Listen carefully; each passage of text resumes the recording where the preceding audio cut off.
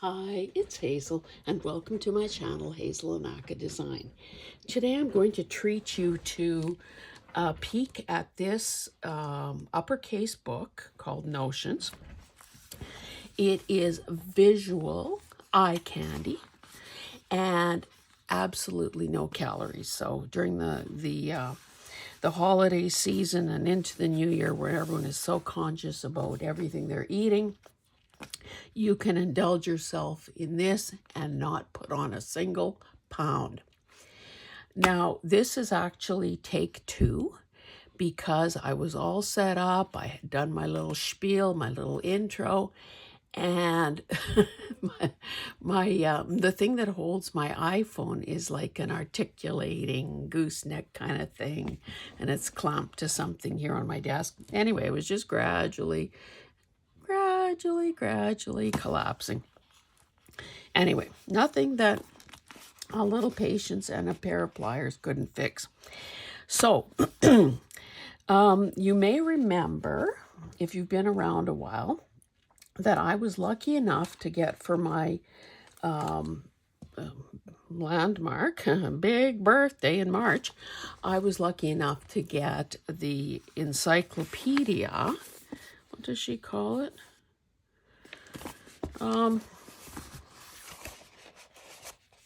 Sorry, I've forgotten the terminology.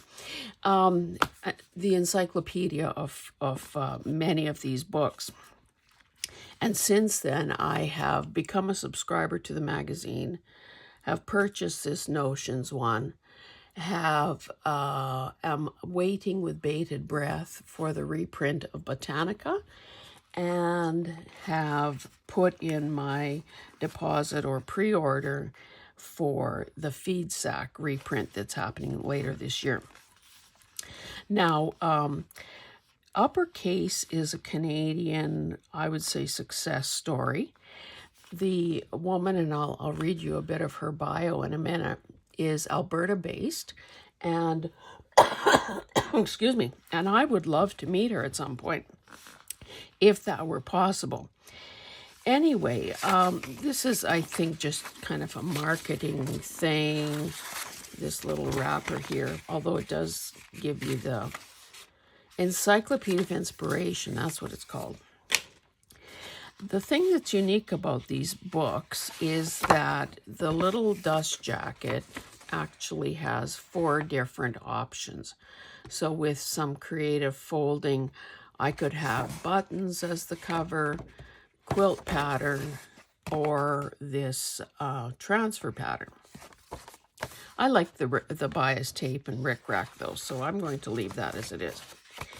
Now, we know that sometimes men will say, oh, I buy Playboy for the articles.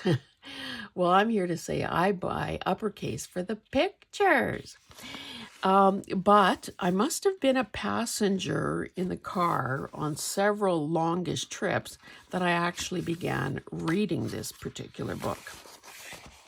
Now, if there's one thing that I would say that is a wee bit annoying, look at that. It's that because this is so hot off the press, the smell of, printer's ink is kind of not my favorite.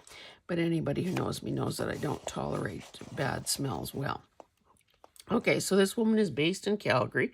Her name is Janine Van Gool, and she writes and designs all these books. So I'm just going to, that's a little tiny bio, I'm going to read it to you just to see what kind of talent and brain power we're up against here.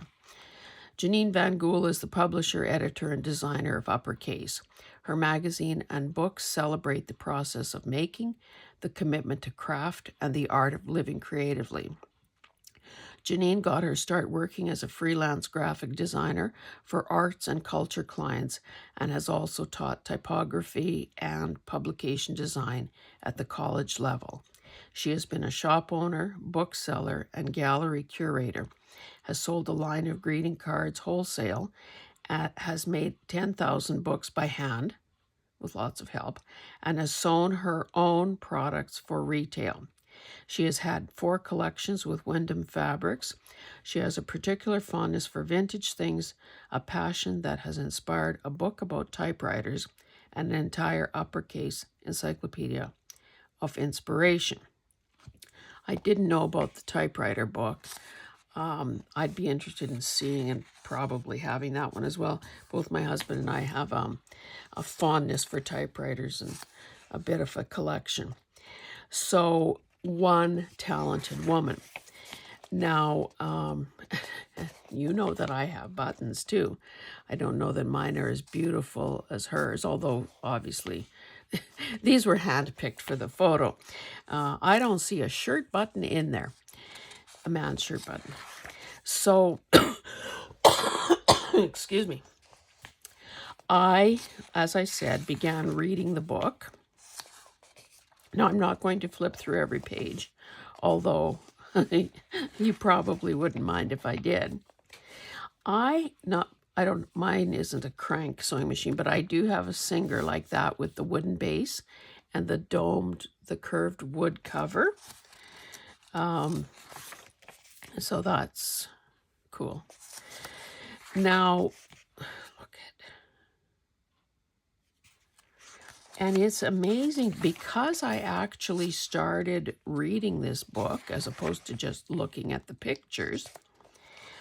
I'm amazed at the research and the knowledge and you can see why it takes her a year or more to write a book. Anyway, I did come across something that I wanted to tell you about.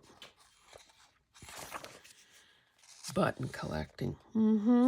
Guilty.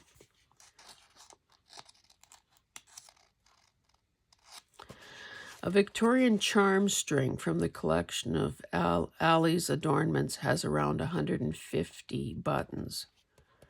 That's cute. And I'm sure that, wouldn't you love to come across something like this, a salesman's sampler? That would be the cat's meow. Anyway, the thing that I just came across the other day was about zippers. And again, totally shocking. I guess one point I'd like to make is that we take so many of these things for granted. I mean, can you imagine life without zippers? And yet, I'm sure that nobody has stopped to think about, well, who was the genius behind inventing this? When was it done? Who did it? How does it work? This is a 1917 diagram or part of a patent application, I guess. Anyway, what I was so fascinated by, the zipper cartel. Now, when I hear the word cartel, I think of oil. In Canada, probably a year or 2 or 3 ago, we had a bread cartel, and some companies paid some huge fines. Anyway, a zipper cartel. Well, okay, imagine a movie, let's call it The Zipper Cartel, in which well-tailored gents of dubious moral fiber meet at international locales to manipulate competition on fastener commodities. Clandestine arrangements to fix global prices on zippers. Conspiracies to control snaps. Special arrangements that go back more than 2 decades. In fact, the European Commission in Brussels began investigating an international haberdashery conspiracy in the early 2000s. So it's not like this is ancient news. Starting with a surprise inspection at a top notions makers facility in 2001 and culminating in a massive fine imposed in 2007. Top management, sales directors, and board members were found culpable at the world's largest notions manufacturers. And even this is a bit of trivia that I didn't know. YKK, now we've seen that on zippers, on the little pole thing. They're from Japan, apparently. Prim, which is from Germany. Coates, which is United Kingdom. Didn't know any of this stuff. And Scoville, USA. And various other subsidiaries were fined a total of 328 million euros. Cartels made up of combinations of these companies had been in cahoots for many years. According to the press release of the antitrust investigation, the fourth cartel, involving the Prim Group and the Coates Group, was the longest infringement discovered by the Commission during its investigation and lasted for more than 21 years, from 1977 until at least 1998. So, a period of time in which we were all buying notions. During this period, the two companies agreed to share the whole haberdashery market between themselves. 35 plaintiffs launched an antitrust class action suit claiming that the YKK Zipper Corporation did not achieve dominance in the fastener industry through natural market forces. Then they reference an article from 2011. So this guy says, YKK conspired with a select group of international companies to allocate customers and markets, fix prices, including minimum, average, and target prices, monitor price increases, and coordinate price increases for zippers, snap fasteners, jeans buttons, hooks and eyes, clamping locks, clip fasteners, and rivets, used in the apparel, textile, footwear, and luggage industries, according to the May 10th class action thing.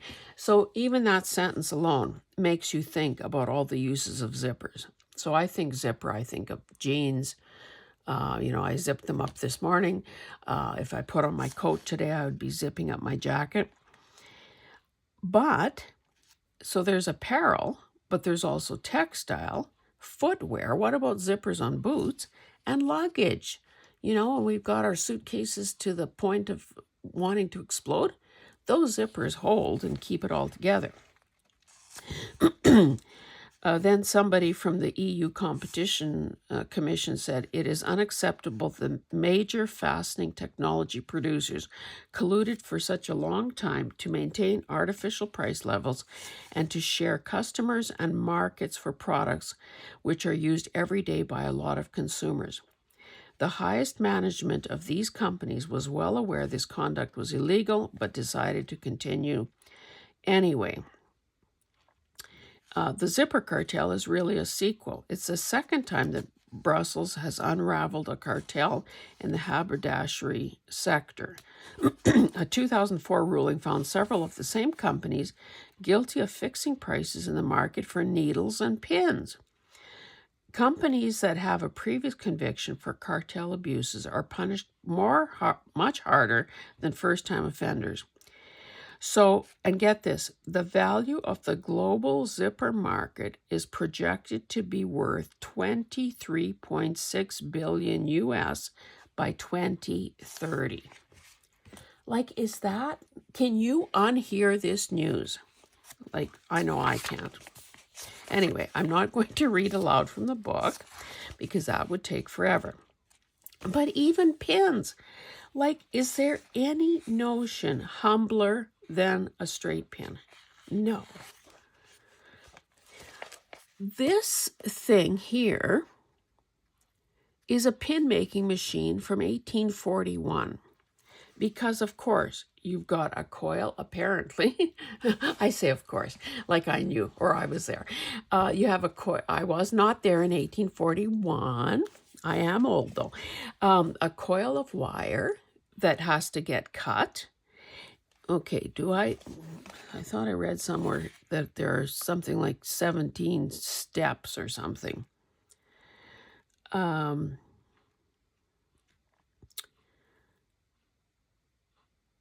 Well, maybe not 17, a lot of steps.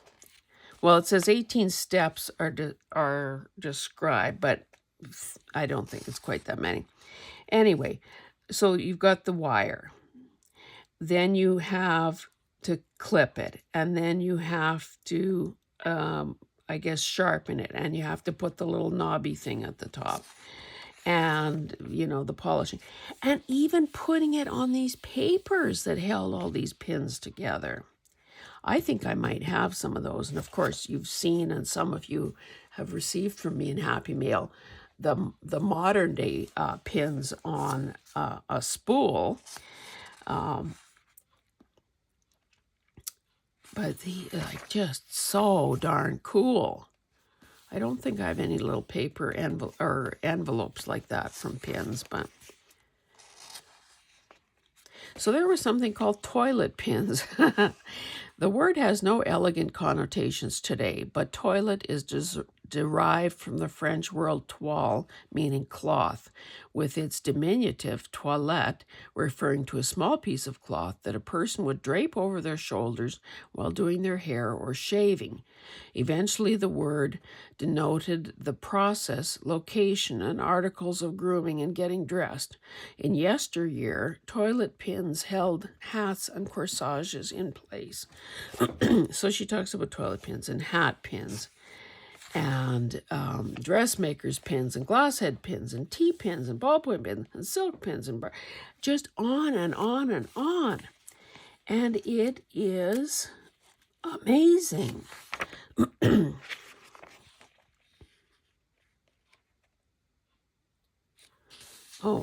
I think this is as far as I got. I don't think I read any beyond this point. Safety pins, florist pins. So the rest of this will be as much a revelation to me as it is to you. Like, who among us hasn't thrifted some pretty vintage looking snap fasteners?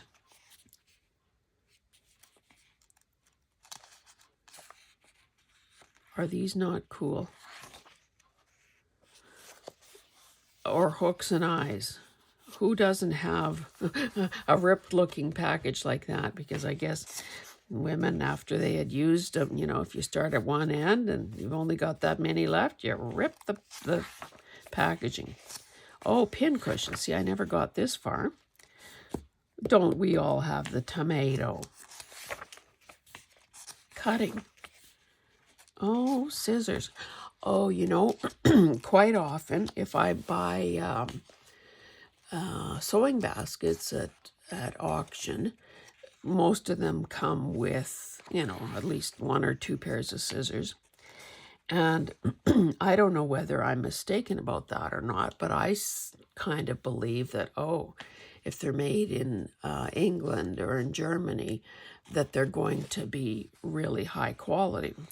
So what I do is I test the scissors, and if they look like they're going to be, that they're really good, they're quality, and maybe all they need is sharpening. Oh, even a whole section of stork scissors. I put them aside because I know this old guy that sharpens scissors for a very reasonable price. I guess his wife had a store at one point, was selling sewing machines and fabric and all of that, and he learned to do repairs. So he's done a home, like a house call for my old singers, and I've taken a sewing machine to him and all these scissors. Anyway, so the other day I was again cleaning, organizing. Excuse me. I come to this whole whack of scissors that I've been saving up to take to him. And I say to my husband, okay, next time you're heading towards Vegreville, stop in at this guy's farm and ask him to sharpen these scissors. But tell him, only sharpen the ones that are worth the cost of sharpening. Because I think there's a lot of crap out there too. And why would I want to spend more? And his prices are reasonable. Why would I want to spend more on sharpening than the scissors are worth to begin with? Anyway, I guess he did some intel and found that the man died. So that was a sad day in my life. See, I don't even know what this is. I've never heard of sew tights. Oh, it's probably a profile of, that's probably their business. Okay, that's not a thing. Rotary cutters, seam rippers. And look at, in every case, there are these things where somebody has invented them. And actually, what was it? The whole invention of the zipper took forever and a day. And then, of course, you know, patent protection and you know, the intrigue of designs that are stolen from somebody else and who registered the patent first. No regrets in life, just lessons learned. An art quilt. Well, isn't that the truth? This is a darning sampler. So she also profiles. So for instance, what book is she working on? Oh, I think the current book that she has, you know, is in the writing stage, is up on glue, G for glue. And so, of course, she does a world and international, a global call for contributors. So that's how some of these people get, you know, featured in one of her books. My hands are my favorite tool. Quilts by hand. See, I don't. Sorry, Heidi, I don't care for that. But then I don't have to, do I? But see, this is sort of, you know, that whole concept of slow stitching.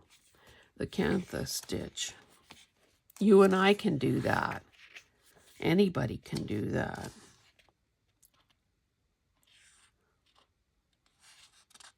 Beautiful.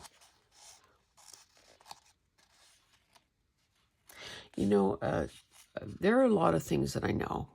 You know, you live this long, you're bound to learn a few things. One thing I didn't know, and I actually tried straightening out, if you can imagine, are those quilters pins that have the little wow in them? Like, duh. Ay, ay, ay. Oh, these are all uppercase. Woven labels. Okay, what is this lady doing? Home sewn fashion and quilt weights. I didn't know there was such a thing as quilt weights. I know that, you know, back when people were doing more ornate window coverings, you'd put a weight in the hem so it would hang right. Upcycled garments quilt. Dress forms. I used to have a Judy. Why are they called Judys anyway? The answer is probably here. Anyway, I better speed up because I have some things on these sorts of bobbins. Mending cards. Offered by the Jeremiah Rotherman and Company in their 1904 catalog. Oh, that's these guys. And more century mending cards above. Cool. Modern American vintage. Oh, these are quilting tools. Look how beautiful those things are. That's like marquetry. Quilt clappers. Also known as tailor's clappers, a clapper is a smooth, heavy block made of hardwood. When a seam is ironed on the steam setting, the clapper is quickly and firmly placed over top. The wood absorbs the steam and the heat becomes trapped between the fabric and the clapper. After cooling for 5 seconds or so, The result is a flatter, crisper seam. In quilting, even seams make precise piecing much easier. Honestly, I'm going to be so darn smart by the time I read my whole encyclopedia. Anyway, what else? Okay, interfacing and fusible web. Irons.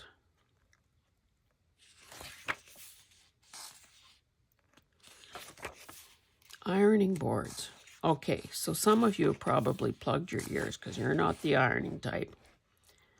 I have a tailor's ham because when I was a young bride, I've told this story before, there was these positions in the province called home economists, and they were scattered around the province, and they were probably, I wonder if it were county by county, maybe not, maybe multiple counties, and they were the resource person. Anyway, this particular woman, maybe sewing was more of her strength than the cooking, preserving kind of thing.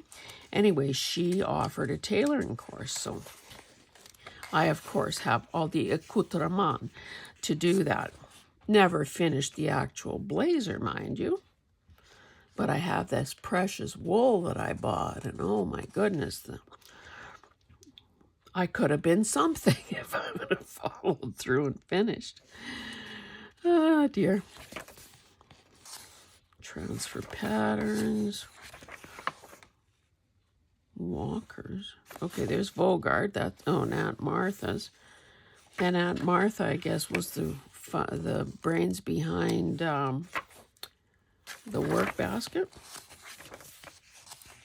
Thread. Wooden patchwork. Holy cow. So these are, I guess, little pieces of wood. Have to read the story. Yeah, look at how dimensional that is. That would be nice. Oh, see, I could do a scissor wall. Especially if I can't sharpen them now. Anyway, let me speed up. I better start at this end and do the old flipperuno. Okay, we saw those, some of those sewing machines. Okay, this is a quilt company. Magic Stitcher. Huh. Plastic Easy Stitcher makes sewing fun. In the 1950s it did, apparently. Wonder if that still exists. Sewing machine oil. Who doesn't have a can or two of that kicking around? A long time ago at an auction, I bought 4 sewing machine drawers. The ornate carved wood, raised wood on them is so beautiful. So beautiful. So, of course, I don't have the sewing machine cabinet to put it into, so I just use them to hold certain things in my space here. What did she, okay, patent for buttonhole stitch. Singer sewing machines. That would be an interesting sewing story to read, because I think that that clearly, you know, everyone has their favorites, but and goodness knows I was a Singer believer for years. Trace and pounce. And don't we all have a few of these in our sewing baskets? Suki soles. Oh, for turning tubes of fabric. Tube turner.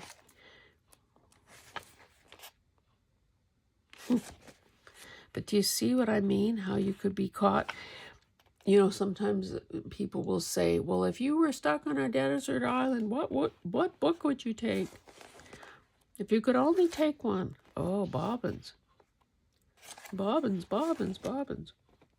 I wonder, is there a picture of a plastic one? Nope. Okay, thread. Oh, thimbles. I have some thimbles.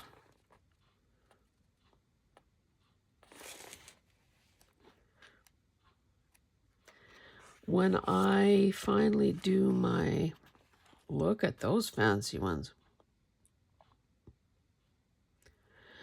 When I finally do my studio tour, I'll have to show you some of the vintage notions. I don't know, what would you call them? Fixtures? I have a thread cabinet from way back. Bought it from an antique store. What the heck is this?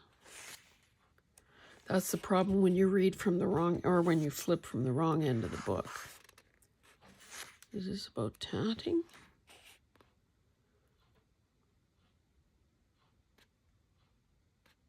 I don't know.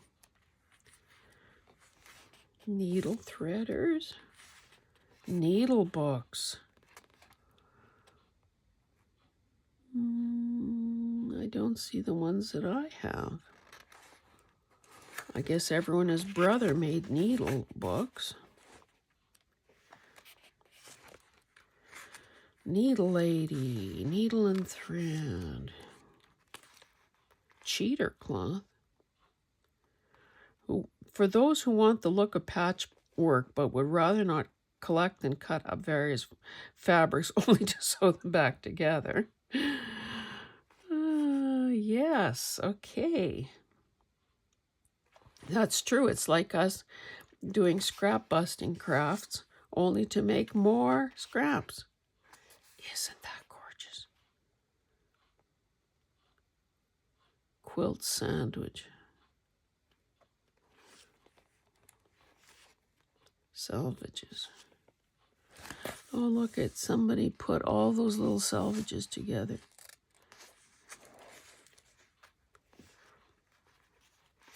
Oh, I have a million of these things.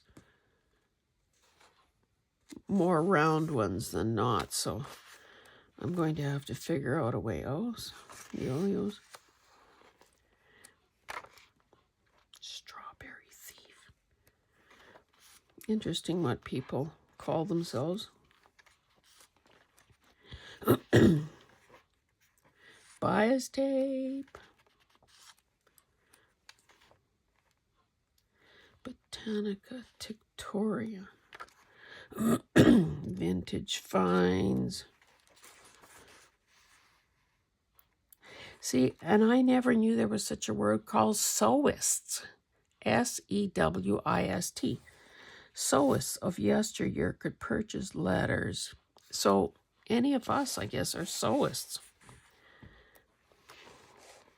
I don't know if I like that word, to be honest, but far be it from me to just look at the photography in this book.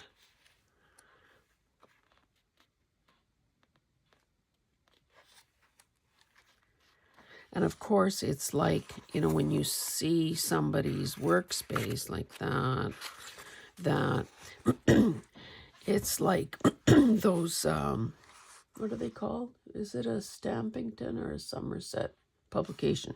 In her studio. Those books, or those magazines are great too. Rick Rack. Oh, there's some of you out there that just love Rick Rack. Oh, this is a focus on her. Here's the Rick Rack story.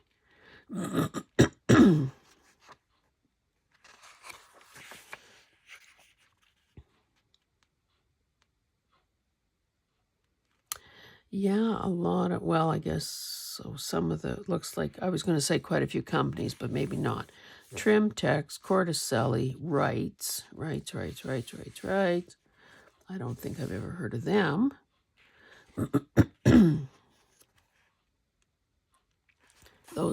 That's kind of cute packaging.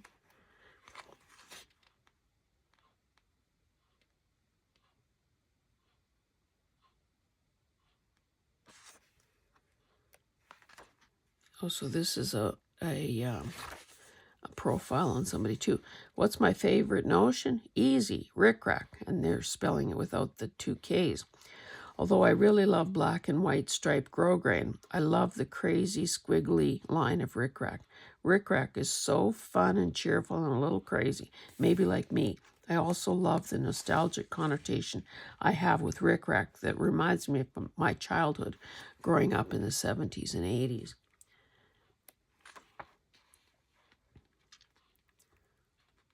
I revel in the enchantment of objects that are ignored and overlooked in everyday life.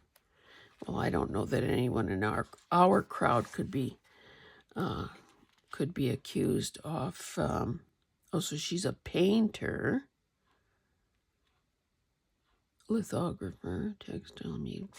I don't think many of us could be accused of overlooking rickrack. And tape measures. That's a whole thing too. Oh, tailor's chalk. Rulers and templates. Sewing gauges. Glow ruler. That would be kind of cool. Don't ever buy don't buy a quilter's ruler that has yellow markings on it. It's hard as heck to see. Look at all these wooden fancy dancy tools. Measure and mark. Okay. Sewing trade cards. Miniature. This miniature wooden display called the Colonial Whatnot Cabinet by the Dennison Company is just 6.5 inches tall and houses decorative matchboxes filled with sewing notions, silk thread, cotton thread, needles, buttons, darning thread, hooks, eyes, and snaps. Throughout the 1940s and 50s, Dennison manufactured a series of themed cabinets with book-like volumes containing a modest amount of supplies.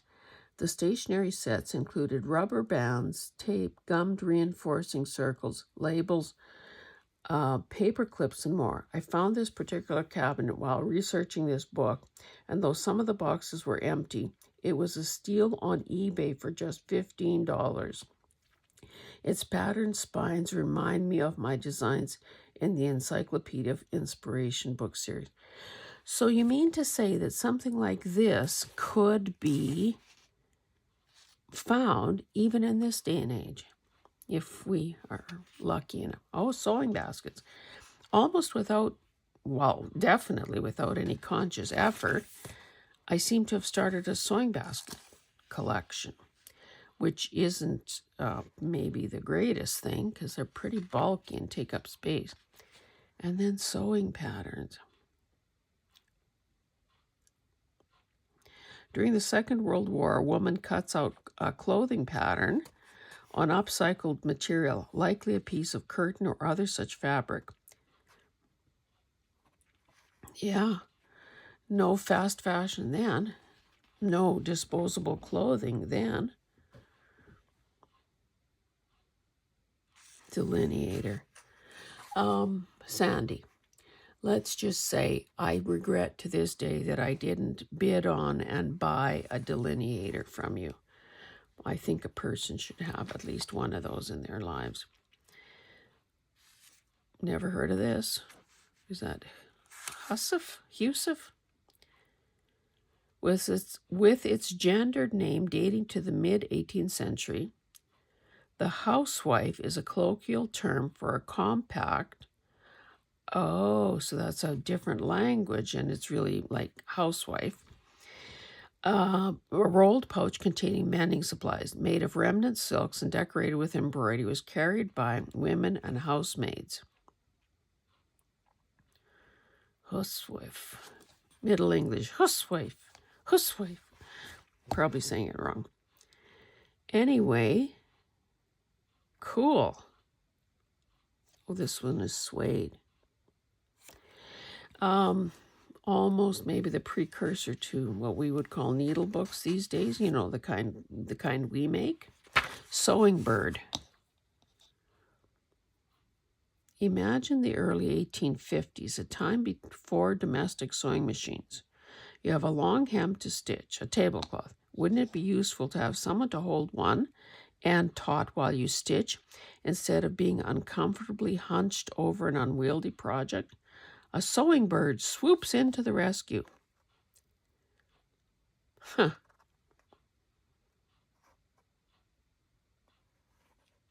Amazing.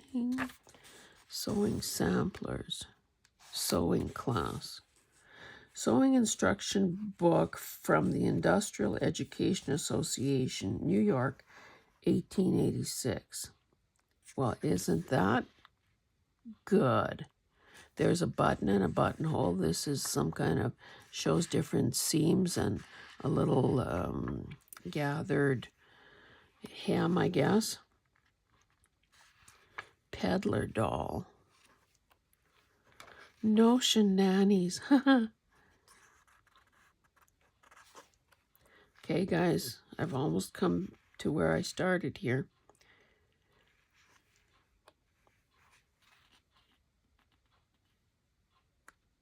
I have something like this for holding needles. So it's a little piece of wood that, with a screw top that I bought at a craft fair or something. I should pull it out and put it on display. Anyway, I guess this is where we end. Look at all the cross stitch. So I guess this is cross stitch reimagined.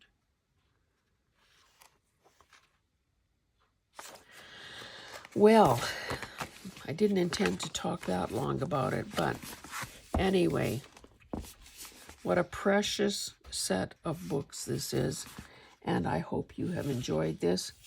Maybe you can tell me in the comments whether you have been fortunate enough to buy or receive any uppercase magazines or encyclopedia volumes. This set of books is something that is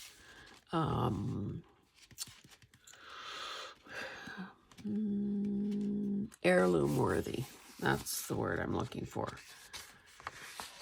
So I don't think a person would ever find one of these sets for sale, because I think the people that buy them are buying them because they're going to enjoy them till the day they take their last breath, and hopefully have someone equally enamored with this stuff to give their books, their collection to when it's all over. Because we can't take them with us. Oh. Anyway, guys, I hope you have enjoyed this. And if you want to see a more detailed look and maybe the odd little, trivia read to you. Oh, see, I don't know how to say this, but I missed this section. French term refers to elaborate trimmings and edgings for garments and furnishings, such as tassels, fringes, rosettes, braided cords, and other adornments. Janine, what would be nice with some of these words is to put the little pronunciation key, especially for those of us who are reading aloud to our viewers.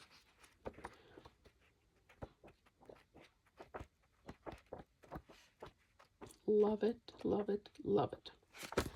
Okay, guys, thank you so much for being here. And let me know in the comments if you'd like to see kind of an in-depth feature, on some of the other books in my collection, because I'd certainly be happy to do so, because I get to see them too at that point. Thanks, guys. We'll see you in the next one. Bye.